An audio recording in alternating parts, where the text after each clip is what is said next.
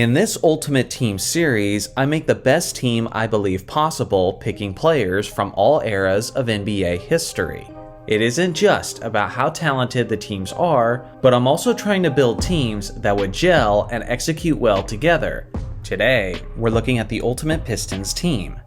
Before I get started, here are the rules you need to know. To build each franchise's ultimate team, I will be picking a starting 5, a second unit representing each position, and then 3 additional rotation players at any position I choose. In total, there will be 13 roster spots. It's worth mentioning that I will not simply be building these teams based on how talented each player is, but I'll also be factoring in how well these players would do together as teammates. So without further ado, let's get into it. Starting at the point guard position is the 6'1" Hall of Famer Isiah Thomas. During his prime, this quick and talented superstar was one of the most threatening players in the entire league, as he could dominate the game in multiple ways, either with his tremendous scoring or with his all-time great facilitating. He led the Pistons to back-to-back championships in 1989 and in 1990. But his individual best came in 1985, when he averaged a league-leading 21 points, near 14 assists, and 2.3 steals on 46% shooting from the field. Simply put, he's one of the greatest ball handlers and playmakers that the game of basketball has ever seen, making him the perfect candidate to lead this ultimate squad. Starting as shooting guard is the 6'3" Hall of Famer Joe Dumars. Although he played for the Bad Boy Pistons, Dumars was a bit of an outlier from the standpoint that he was a quiet and reserved personality. He was a guy who let his game do the talking, and unlike many of his teammates at that time, Dumars was basically never accused of being a dirty player. Like his backcourt teammate Isiah Thomas, Dumars had a solid handle on the basketball, and he was a consistent two-way threat, as he usually averaged around 20 points per game during his prime, while being an NBA All-Defender, which is an honor he earned 5 times with the Pistons. Starting at small forward is one of the biggest what-if players of all time, Grant Hill. This 6'8" wing had it all. He was an amazing scorer, he was tremendously skilled with his footwork and fundamentals, he was always a triple-double threat, and many would even go as far as saying that he had the it factor, as he was constantly being referred to as the next Michael Jordan.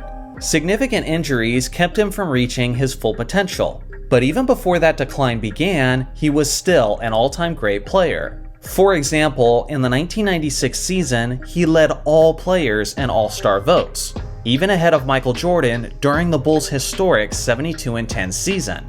That year, he averaged 20 points, 10 rebounds, and 7 assists while hitting 46% of his shots.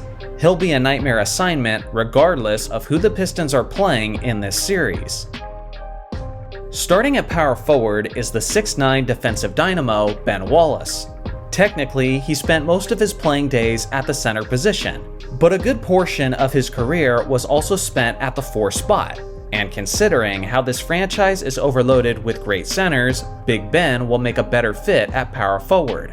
Now, he didn't have many skills as an offensive player, but outside of that, he exceeded in just about every aspect. He's tied for the most DPOYs in NBA history with a total of 4, and he was always among the league leaders in both blocks and steals per game. His individual best was in 2002, when he averaged nearly 8 points, a league-leading 13 rebounds, 1.7 steals, and a league-leading 3.5 blocks on 53% shooting.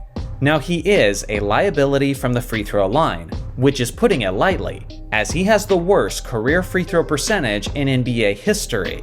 So unfortunately, he probably won't be in the closing lineup during the final minutes of fourth quarters. But regardless, his impact will be tremendously felt in every contest. Starting at center is the 6'11" star Bob Lanier. Despite the fact that he was a 250-pound beast, Lanier was incredibly quick and would often beat his man to the rim.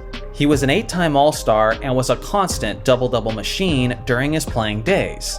In fact, over his 14-year career, he averaged 20 points and 10 rebounds, which is impressive production for a single season, but for an entire career of that length is almost unheard of. Alongside of Ben Wallace, Detroit will likely be winning the Battle of the Boards almost every night. Now on to the second unit. The backup point guard is the 2004 Finals MVP, Chauncey Billups. During his prime, this guy was known as Mr. Big Shot, and for obvious reasons, as he was one of the most clutch players in the entire league. On defense, he was very intelligent and was honored twice as an All-Defender. On offense, he was a solid playmaker and was one of the most effective three-point shooters in the entire league, which will be a massive help to this squad that's in dire need of floor spacing. At his individual best in 2006, he averaged 18 points and nearly 9 assists on 42% shooting and a lethal 43% from three-point range. Between Thomas and Billups, there will always be a championship-leading floor general on the court. The backup shooting guard is the 6'6" All-Star Richard Hamilton. There wasn't anything too flashy or exciting about this player, as he was simply a fundamentally sound mid-range artist, who provided just the right amount of offense needed to help his Pistons win the championship. During his best years in Detroit, he was usually averaging around 20 points, while keeping opposing defenses honest. He'll blend right into the second unit with pre-existing chemistry with Billups. The backup small forward is the 6'6" Hall of Famer Dave DeBusschere. Throughout the 1960s, Dave was a reliable two-way threat who made an outstanding total of 6 All-Defense teams. He was an All-Star for 3 straight seasons with Detroit, and at his best in 1968, he averaged about 18 points and 13 rebounds on 44% shooting. On one end of the court, he had a reliable 15 to 20 foot jumper, and on the other end, he was a tough, grit and grind type of player who will do a fantastic job of harassing his assignment on a nightly basis. The backup power forward is the one they call the Worm, Dennis Rodman. He was quicker, slimmer, and a more athletic version of himself in Detroit. Simply put, he was one of the greatest on-ball defenders in the history of the game, as he won the Defensive Player of the Year in back-to-back seasons as a Piston. And as you all know, his rebounding was pretty darn good too. As the backup to Ben Wallace, they'll likely be the most terrifying defensive rotation in this entire series. The backup center is the notorious big man, Bill Laimbeer. As many of you know, this guy had the reputation of being a physical enforcer who would often push things too far. But beyond that, he was actually a pretty solid basketball player.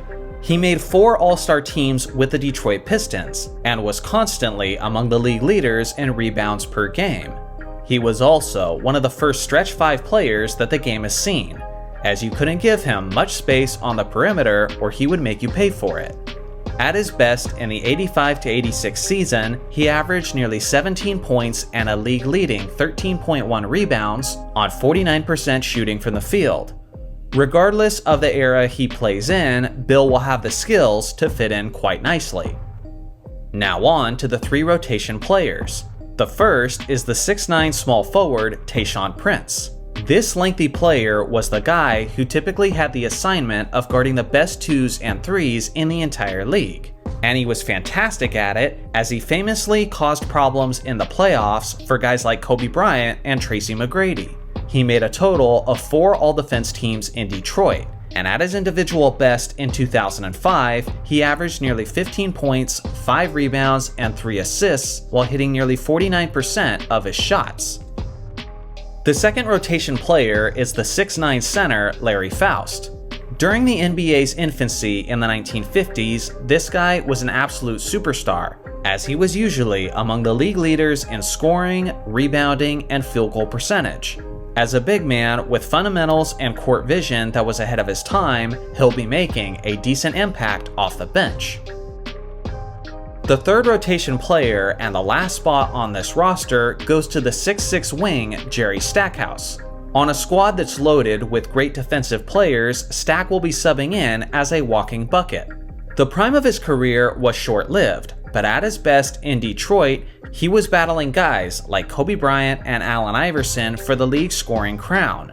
In 2001, he averaged nearly 30 points, 5 assists, and 4 rebounds, while making about 40% of his shots.